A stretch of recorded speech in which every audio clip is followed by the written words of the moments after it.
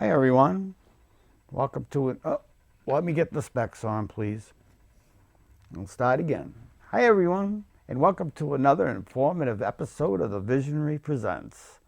I'm Greg, your host, and I've got another topic for this time of year, and this is the last topic of 2019. So let's take a look at what that may be. Well, let me tell you, I'm just as excited as you are. I can't wait to see what that's going to be.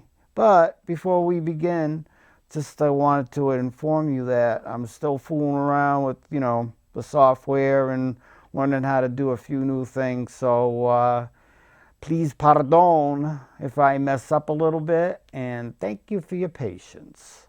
So without any further ado, let's take a look and see what the mystery topic is going to be. Ta-da! New Year's tips for 2020. Welcome to 2020.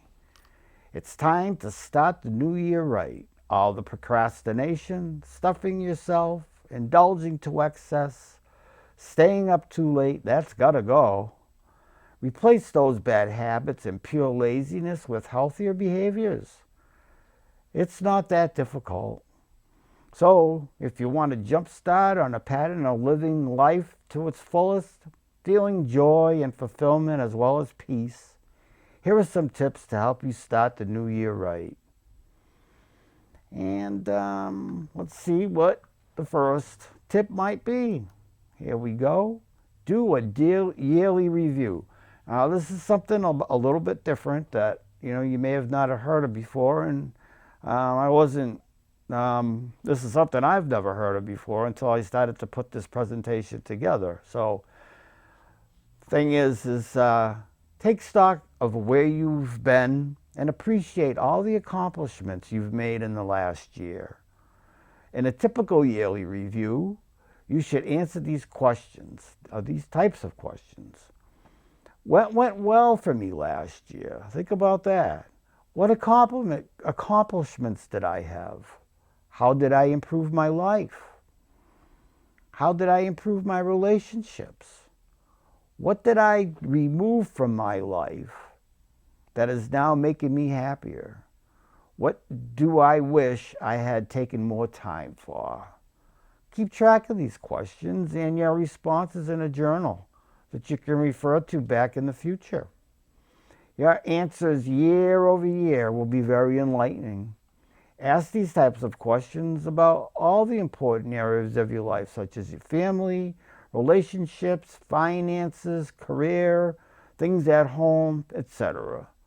These questions will help you appreciate all you've accomplished in the previous year, and you can use this information to start the year off right and set better goals for the next year. Next, we're going to look at something that needs to be done, and that is finish what you started. Which projects, errands, and general list of to-do items do you have left over from the previous year that you can accomplish in about 2 hours or less? Do them now to clear your mind of old items. Keeping projects around doesn't do us any good. They just weigh on our minds, and people will spend hours thinking about that something that only will take 10 minutes to take care of. Cross those off your list and give yourself a fresh start. And how can we do that? Well, we can do it by setting priorities. Setting your priorities. You must set your own priorities. Never let others do this for you. To live according to someone else's wishes is no way to enjoy your life. That's not something you want to pursue. When you make your own choices, prioritizing what's important and what's not, you're in control. And when you're in control, your self-esteem goes up and you feel so much better about yourself. This is a top recommendation for starting off the New Year's right. And of course, with priorities, we need ways to prioritize. So, figure out what you need to tackle and what can wait. Separate the problem into bite-sized parts. Any problem has many components. Think of it as in stages, a beginning, a middle, and an end. Then work on a timeline, along with determining the stages and steps you'll follow to resolve problems. You will also need to develop a timeline for completion. That way you'll get things done.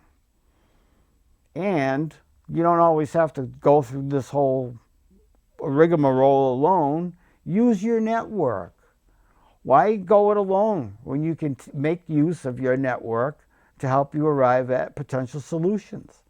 Kick around ideas and gather suggested approaches from others. You know the old saying, take what you need and leave the rest. You can take somebody's, idea and, kind of like set it into your own personal self so that you've got it, on a more personal level for you. And we're going to move on to don't compare yourself with others. Everyone approaches problem solving based on their strengths and capabilities. Your approach may not look like somebody else's, but that doesn't mean it's wrong. It's just different. We're all different. We all have our own unique, ways of doing things that we've learned over the years. But do take note of what has worked for others, as it might be something that you can use and adapt to solve your own problems. And with all this stuff that you've been doing, to try to get the new year right, one of the things that you want to make sure that you do is make sure you take a break. Going full tilt ahead to solve a problem might lead to a crash. Yeah, I know that well. I've talked about it in other shows, where you get to the point where you're, you'll say, okay, you're involved in a project and, well, yeah, I'll take a break when I get to this point. I'll take a break when I get to that point. Well, that point never comes unless, you do finally just say, yep, it's time for a break. It's important to pace yourself. Take the time to reflect, to do something you like, or just relax. And moving on, we're going to be realistic. Dreaming is fabulous and highly recommended. But if you want to accomplish some improvements in your life, you need to be realistic. Take your dream and start breaking it down into milestones. If you want to work from home, say, what are the steps that you need to take? Break those steps down further so you can create a game plan and start working towards accomplishing that dream. Was last year a time when you gave up on something that you once thought was important? If so, maybe it's time to revisit that goal or dream. Just because you may have believed at the time that it wasn't right, to do it, doesn't mean that the opportunity is lost forever. This part is vital. It's not enough to dream. You must be willing to act on your intention. And we're going to see about focusing on what you really want. Speaking of dreaming, ask yourself what your dream looks like. What are you doing in the dream? How are you living? Who's in the dream with you? What does a typical day entail? These questions will help you define what lifestyle you really want and give you ideas about how you can achieve that lifestyle. What things are in your way? And how can you rearrange your priorities in order to have the lifestyle that you really want? If you think that what you want is more money, and yeah, we all think that we want more money, keep looking at that response. What would you do if you had endless amounts of money? Would you travel? Would you volunteer? Or live simply and quietly away from it all? We often think that money is the end goal, when really we're just stuck in a rut. And we think that we can't do or have what we really want unless we have more money. Challenge this idea and dig to find those things that you really want and aim to pursue them now. And something that's very important with all this is being accountable. Remember that what you do has consequences. Every word and action has reverberations, many of which you may never know about. People may look up to you and model their behavior after yours. Live with integrity, owning your responsibilities as well as your faults. Make good on your mistakes that you've made. Now we're going to take a look at prize self-improvement. Make it a point to continually improve yourself. This means doing some proactive action on a daily basis, whether it's learning a new skill, taking a class, getting involved in a hobby, working on interpersonal communication, very important, or something else. Self-improvement is integral to living a vibrant, purposeful life. You're bound to see incremental gains. You'll feel more empowered, confident, and hopeful. These are small signs you're on the right path towards meaningful change. One small step at a time. You know, the old tortoise and the hare fable. Slow and steady wins the race. You know, you get caught up in that rush mode and, things always go awry. And let's going to be back and we're going to take a look at know your limitations. If you drive in your drive to improve yourself, keep in mind that you must know your limitations. This doesn't mean that you don't push yourself past your comfort zone. You need to do that to grow. Definitely push, but don't push too far. A saying that I really like, I came across, and it still holds true to this day. A comfort zone is a great place to be in, but nothing ever grows there. And now with all this, one of the things that we need to do is to rely on our strengths. There are going to be rough times, periods when the only thing that you've got is your own inner strength. This is what you call on to get you through problems, tragedies, pain, sorrow, and sufferings that, daily life can bring. It's also your inner strength that will help you navigate complex situations, difficult challenges, and obstacles. And along with all this is a really good thing is to maintain balance. It's important to maintain a sense of balance in life. If you veer too far, if you feel, if you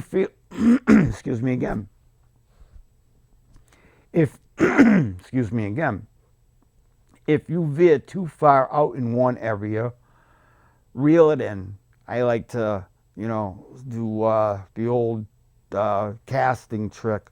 When I notice myself getting a little bit too far off and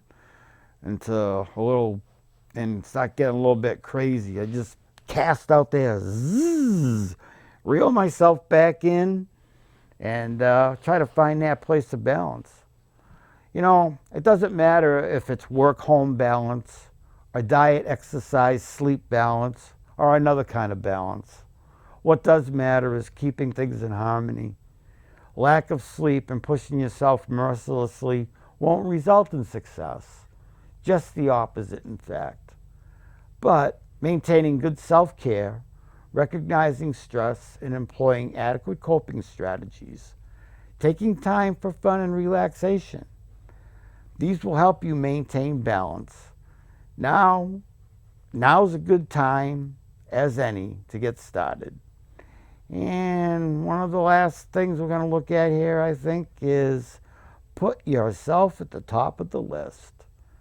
Using the information you've gained from considering all the above, by determining what you really want, put yourself on the top of the list this year.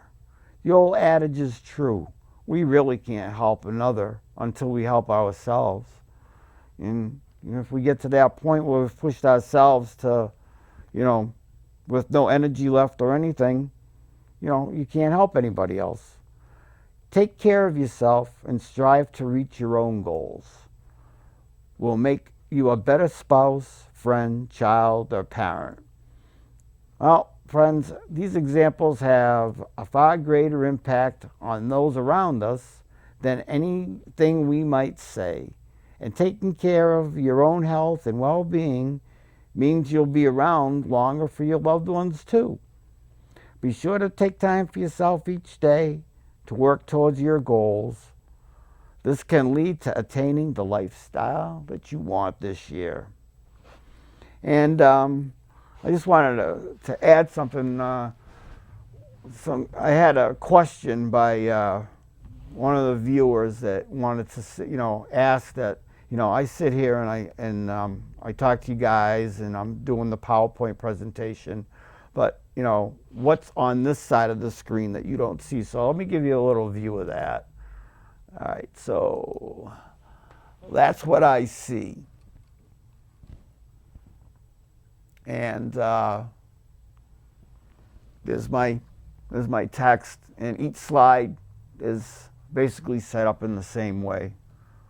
So that's how I hope that answers your question out there. And, so let me go back to the presenter view.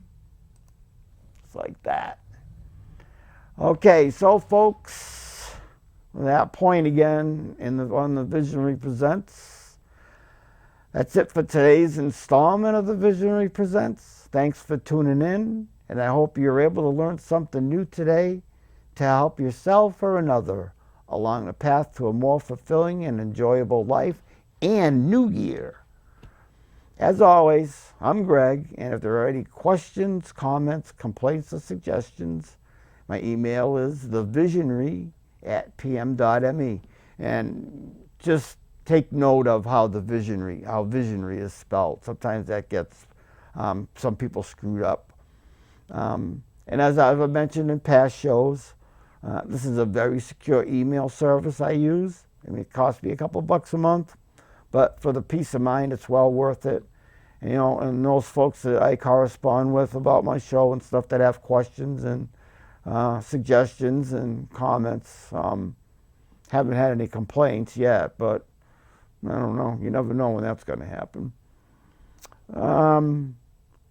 So before I go, another thanks for your kind, constructive feedback. Well, that's it for now. And don't forget, you can always check me out on Cat TV site, or you can also look for me on YouTube as well. Bye for now. Thanks for tuning in, and see you next year on the Visionary Presents. Adios.